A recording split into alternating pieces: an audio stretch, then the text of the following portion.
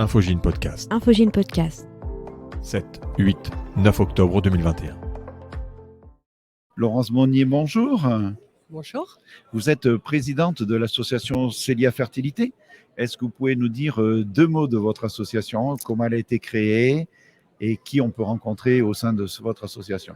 Alors, l'association Célia Fertilité a été créée dans le but d'accompagner dans le projet parental toutes les femmes, qu'elles soient en couple, célibataires, en début de leur projet ou pendant leur projet, que ce soit en France ou à l'étranger, pour leur permettre de rencontrer des professionnels avec toute une empathie et des fonctions d'accompagnement propres à leur profession. L'association a surtout été créée dans le but d'offrir un réseau de praticiens en médecine douce, ce que nous appelons plutôt des médecines essentielles, puisque je pense que dans l'accompagnement de la femme, il faut que l'on ait quelqu'un dans notre entourage, un professionnel qui peut nous apporter de la douceur dans ce monde de la PMA surtout. D'accord. Au sein de votre association, qui sont et quels sont les bénévoles? J'ai bien compris, c'est des bénévoles dans votre association. Qui sont-ils? Alors, nous sommes tous bénévoles. La différence avec d'autres associations, c'est que nous sommes tous bénévoles et que nous avons tous été touchés par une infertilité. Nous ne travaillons qu'avec des gens qui ont eu, dans leur parcours, besoin à un moment d'un petit coup de main ou d'un gros coup de main de la science et qui, via leur thérapie, ont pu faciliter quelque chose, donc que ce soit la sophrologie, l'hypnothérapie, de la naturopathie. On arrive toujours à trouver un professionnel qui est à même de nous aider.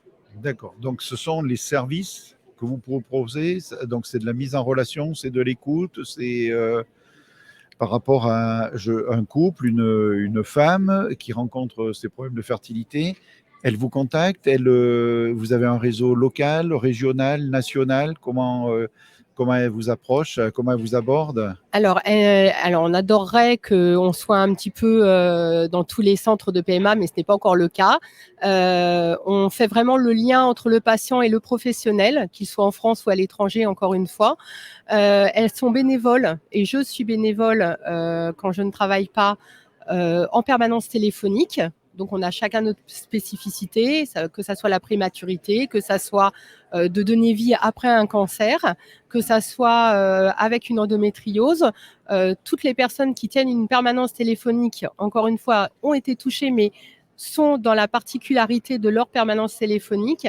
On a des antennes sur toute la France, en présentiel et en visio maintenant, parce que le Covid a fait que, heureusement que ça a existé pour éviter que pendant 1 an et demi, elles se soient retrouvées totalement démunies et seules, isolées. On fait des groupes de parole, en présentiel, en visio, parce qu'en fait, la chose qui nous retient et qui nous rattache, c'est le projet de devenir parents et non pas d'habiter dans la même ville. On va lancer bientôt des petits déjeuners PMA. Les premiers auront lieu d'ailleurs à Pau. On est un peu les nounous de la PMA parce que on n'est pas là pour vous disputer, on n'est pas là pour les critiquer, on est là pour leur apporter de la douceur et de la légèreté dans leur parcours qui, on espère, va être très rapide, mais qui peut être aussi très long et très éprouvant, et pour la personne et pour le couple quand il s'agit d'un couple. Donc, à l'issue de ce podcast, si les personnes veulent vous contacter, vous avez un site internet?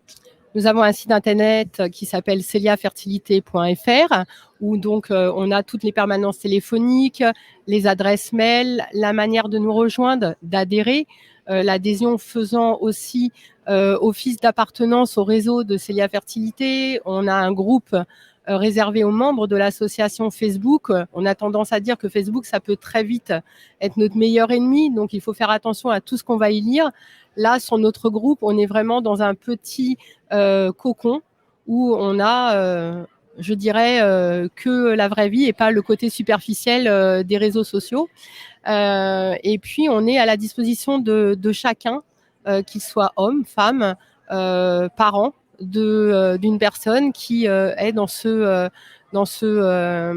schéma de vie compliqué. Je comprends. Donc, celiafertilité.fr pour les informations.